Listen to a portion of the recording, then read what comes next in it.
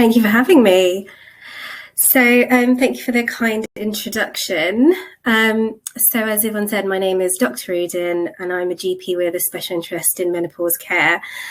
I'm also the founder of Liberty Health Clinics, which is an online platform for menopause care, bringing together the medical, the nutritional, the psychological and the nutritional care of women in midlife. So why is menopause such an important topic? Well, 50% of us will go through the menopause, and the other 50% of us will know someone who is going through the menopause. Women are now living longer. We're living up to, the average of 90, and we can be spending half of our lives either in perimenopause or menopause. So it's really important for us to decide how we want to spend that second half of our life, how healthy we want this to be, how fruitful we want this time to be.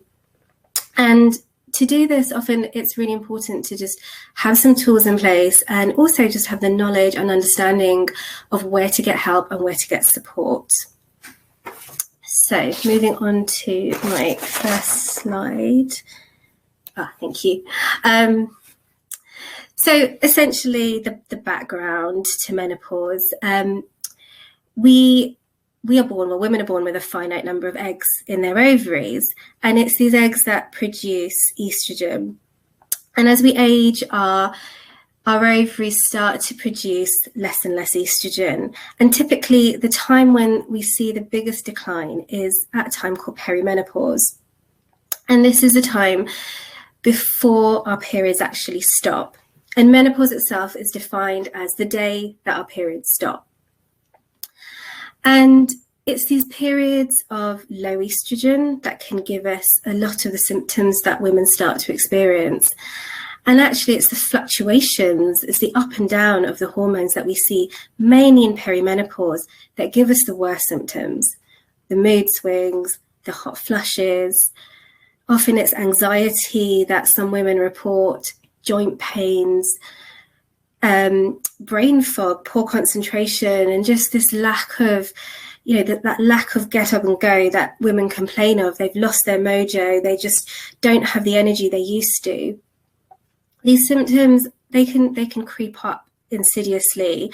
And sometimes it's really difficult to know that this is the menopause. Not every woman has your typical symptoms. Not every woman will have hot flushes. Not every woman will have irregular periods leading up to the menopause, which is where I believe we need greater education to know when you're likely to be going through this. Typically, perimenopause starts in your 40s, but it can start earlier. In my clinic, I often see women who go through this much, much earlier. But generally, as a rule, I say to women, if you're in your 40s and you're not quite feeling yourself, speak to someone, speak to a health professional, because it's likely that a lot of this could be perimenopause.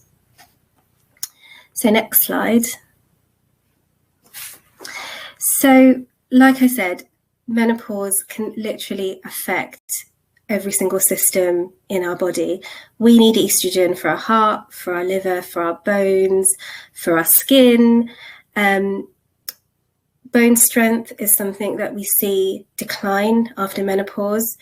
Bones get thinner, osteoporosis increases in women after the menopause.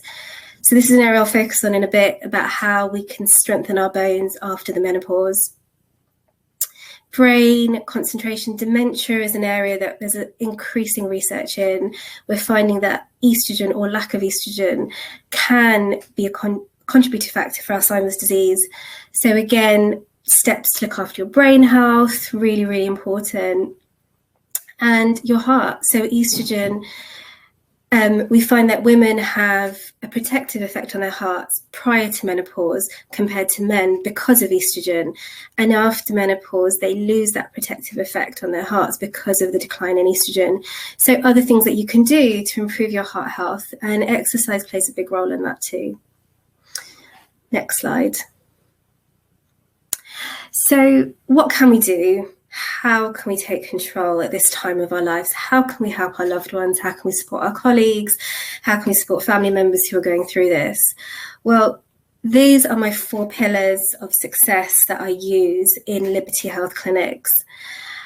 As you can see at the top, we've got nutrition and lifestyle, and this is the one that I bang on about to all my women. No matter how much medication I throw at them, if they don't have their nutrition and their lifestyle in check, no amount of medication is going to help them. And in our younger years, we can get away with eating badly. We can get away with drinking too much. But in midlife, it really does catch up with you. And eating right is so essential for your mood, for balancing your blood sugars, which will also either exacerbate or control your menopause symptoms. And exercise, and I'm going to go into a bit more detail about how exercise affects us and our hormones. But again, that's one of the key areas of lifestyle. At the bottom there, we have HRT, hormone replacement therapy. And this is really my area of expertise, and this is what I do in the clinic. And what I recommend to most women is that if it works for you, start this as soon as you have symptoms. Don't wait until things get really bad. There is a certain reticence about starting HRT, hormone replacement therapy, a sense that you only need it if you're weak. But this really, really needs to change. The research now shows that there is a window of opportunity for most people. Starting HRT early shows that the benefits will far outweigh the risks when they start it within that window of opportunity. Benefits being protection for your bones, for your heart, for your brain, muscles, and obviously just an increase in well-being and mood within that time of perimenopause.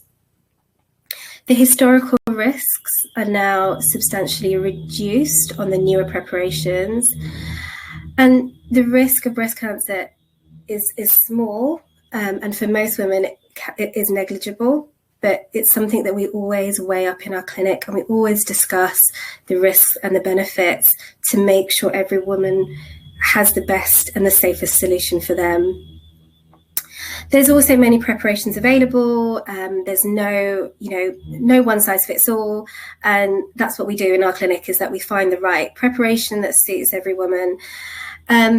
So, my advice is, if you've tried one and it hasn't worked for you, don't give up, because there is usually something that will work for you. So that's HRT, and I'm happy to take questions on that if needed.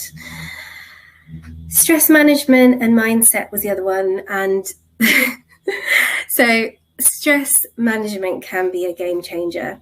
And I think when we get to midlife, we carry the weight of the world on our shoulders. Busy jobs, busy family lives, often looking after elderly parents as well as children. And I think, this is so key, because stress will exacerbate menopause symptoms. There is a real link between cortisol and estrogen. And I see that all the time. Women that are stressed will have, more profound symptoms. So learning to control symptoms, building in self-care, relaxation, restorative exercises such as yoga can make a huge difference in symptoms and lifestyle. And the right mindset also leads to an increase in well-being. Next slide. So all our hormones affect one another, and we know that exercise increases insulin sensitivity. Insulin is what keeps our blood sugar stable, and keeping our blood sugar stable also affects our estrogen levels. So it's the up and down of the estrogen that gives us the mood swings, the hot flushes, and if we can keep our blood sugar stable, we can control some of those symptoms as well. Every time you exercise, it increases your body's insulin sensitivity, which is the body's ability to convert glucose in our bloodstream to glucagon in our muscles or liver. And this is what keeps our sugars stable. If we don't exercise, insulin resistance develops, which leads to swings in blood sugars, mood swings, weight gain. The other thing is the fall in estrogen in menopause, as I said, leads to thinning of the bones. But every time you do any impact exercise, it stimulates the cells in your bones, and this increases bone density. So building impact exercise into your routine is vital in midlife. Another really important area that I bang on about is strength training. Due to the fall in estrogen, in midlife, women lose a lot of their muscle mass, and we see that, and it can be quite stark. And strength training increases muscle mass and goes some way into reversing that decrease in muscle mass, as well as increasing metabolism, preventing weight gain. So, strength training, again, is something that I always recommend building into your lifestyle somewhere. And finally, like I said, stress management. This is a vital part of midlife well-being.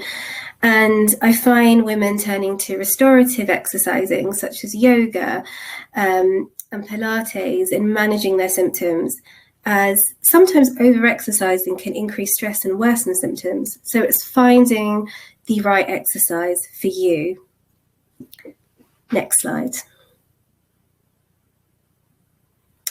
So in conclusion, preparing for menopause in your 40s will give you the best chance of thriving and feeling great in the latter half of your life. Understanding the changes and seeking out support when you need it is really important as well. And it's not a sign of weakness. Starting hormone replacement therapy or seeking help in whatever shape or form is not a sign of weakness. Exercise is one of the key players in managing symptoms and looking after your long-term health. And I just want to say thank you for everyone for having me on today. And if you've got any questions, I'm happy to answer them.